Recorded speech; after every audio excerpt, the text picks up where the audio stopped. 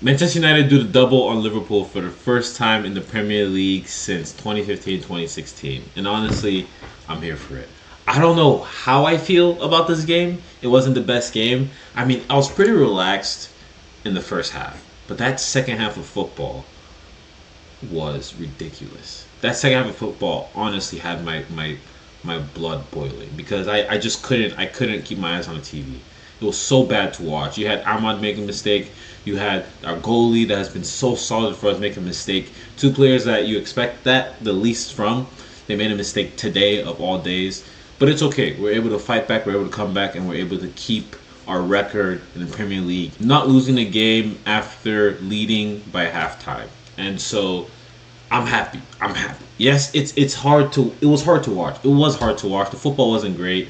I think I personally want us to control the games a little bit more. We didn't have too much possession. I mean, we had elements of control, but there was that first 10 minutes, first 10 to 15 minutes of that second half where everything just started falling apart. I mean, I'm gonna give the ball away so cheaply, so cheaply. But one thing I do want to say is that if that was Garnacho, and he shouldn't be getting this hate, to be honest. It came out of left field. But if that was Garnacho, I mean, I would be so much more angry because I know Garnacho wouldn't track back. At least Ahmad, you saw him. The moment he gave the ball away, he was fighting back for that ball. He was chasing the ball back. He didn't get it, and they scored. He was chasing the ball back.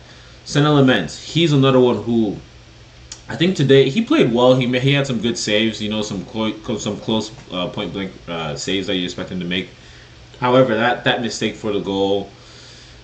We were talking about this last week, or I saw this last week, where he's one out of maybe three goalies in Premier League who hasn't made a mistake leading to a goal, and of course he goes off that list this week. However, he did make some good saves. He didn't let it affect him. I don't think so. At least I still think that even though he made a mistake, he wasn't shaky. He was still solidified in goal, which is something that we haven't seen in the past. Where you see a goalie make a mistake, you just know that there's more to come. With him, you didn't feel it. It was just one time and done. It might happen again. Mistakes are always going to happen in the game, but it seems like he had his head in place. He had his head. His head was solid. His head was there, and he played well for the rest of the game. Now, there's a few players I want to talk about in this game. And if we look at the player ratings, right? And I actually haven't looked at this yet. Yeah, so this is the first time. Now, Luke Shaw, I do want to say Luke Shaw, I thought he was incredible against Frimpong. I thought he played extremely well. He didn't really give him anything to go off of.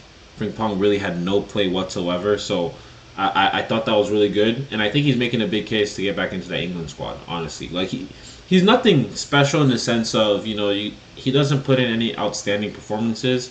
However, what he does do is he just goes about his day, does his job, and that's it. And that's all you really need to ask for from a fullback or from any player. Just do your job, be average most days, don't make any mistakes, and occasionally do maybe the little bits of brilliance, right? And so that's what Luke Shaw brings for this team. Not to mention he's been fit the whole season, which isn't something that we've seen before. I believe that this game means that after playing this game, it means that he's played the most games he's ever played in a Premier League season.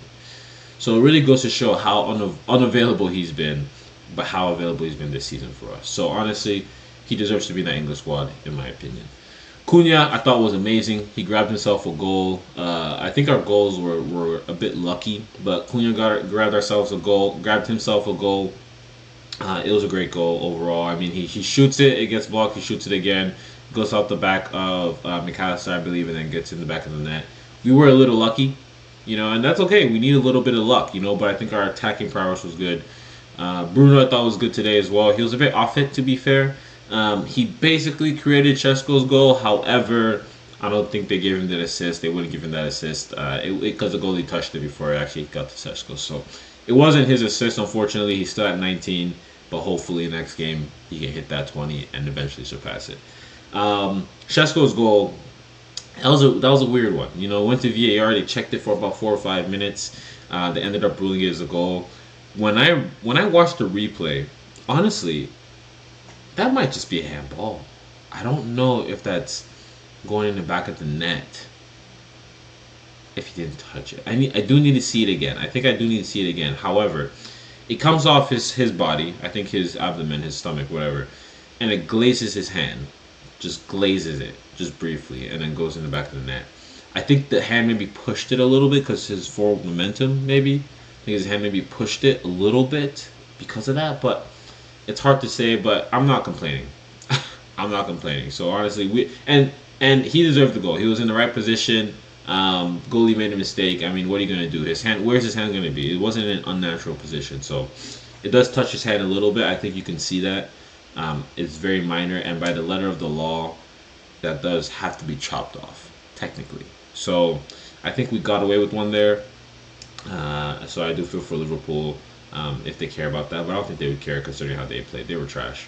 Anyway, Casemiro, I thought he was good. I don't think any of us played well. You know, Casemiro, he was okay. Aiden Heaven, he was okay. Maguire, okay. Senna Lemens, you see this. He has a 4.9 rating. I think this, I understand he made the mistake leading to a goal, leading to their second goal. However, I think this doesn't do him justice. I thought he was good the rest of the game. He cleaned up, the easy saves you expect him to save. I don't think there's anything he really had to claim in the air that whole game. But apart from that mistake, he did okay. If I was football, I'd probably give him a 5.5, something like that. But who am I? I don't know. I don't calculate statistics and all that. But like I said, no one played great. The one player that did play well was Kobe Mainu. I mean, Kobe Mainu's role in this team has really stepped up. In a way where in the beginning of Michael Carrick's tenure, right, we saw Kobe Mainu more so just going about, running about, making connections, right? He'll just make simple connections. He'll get the ball, he'll pass sideways, get the ball passed forward a little bit. He'll take it in tight spaces when we need an outlet, and he'll pass it back, or he'll take it in tight spaces, pass it sideways, forward. You know what I'm saying? He was that guy that we can give the ball to him in midfield, and we know we still have that ball. We know we still retain it. Now I think his role in the team is a little bit greater, in the sense that maybe he's prepping for, the day Casemiro leaves. On that unfortunate day that is upon us by the end of the season. I think he's maybe prepping for that. But nowadays, when you see Kobe Mainu plays, I mean, he's taking more control on the ball. He's making more runs on the ball. You see him more dictating play more than ever, right? He's not just a passenger in the team that's just there to do his job. He's more becoming one of the cylinders in the engine. I love that analogy. One of the cylinders in the engine in the team to help this team move forward. So I'm really excited to see how much he develops. He's only 20, boys. Like he's only 20 years old. This kid is 20 years old. God, and he's doing this. I play Sunday League football, bro. I'm 25. When I look at the quality between us, man, I'm just so impressed when I see this player plays. At 20 years old, he's turning 21, I think, this year. But at 20 years old to be playing like this is just insane. I honestly, this kid, bro, I'm just so excited to see how high his ceiling is, because I know for a fact he's not there yet. And top it off today, he got that goal. He got the game-winning goal today. A week or a couple of days after signing a new contract up to 2030, he got that goal. And I'm so happy for him, so happy for his family, for everyone involved in that contract, and him being up here. Happy for the team, happy for the fans, happy for myself, because he truly deserves it. For him to get the goal in Anfield, to solidify our record, to keep our record, but then also solidify us doing the double on Liverpool for the first time in almost 10 years, or in literally 10 years, in a decade, is truly amazing. And so I'm so happy. This game was a stressful game, that second half, but I think the fact that we ended up winning goes a long way. And I think that's what matters in the end. It's not clean football. It's not great football. Honestly, I think a lot of our players didn't play well. Brandon Bomo, Ahmad didn't have the best game, even though he did make up for it for the third goal, if you ask me. No one really played well. However, we're still able to get that win, and that says a lot. That says a lot about Michael Carrick. That says a lot about the mentality of this team, and I think we shouldn't understate that. But that's my thoughts. Let me know what your thoughts are in the comments below. Again, we're able to get that win. We're now above Liverpool with some gap on the league table, and I'm so excited that we have finally clinched Champions League football. Go United. Peace.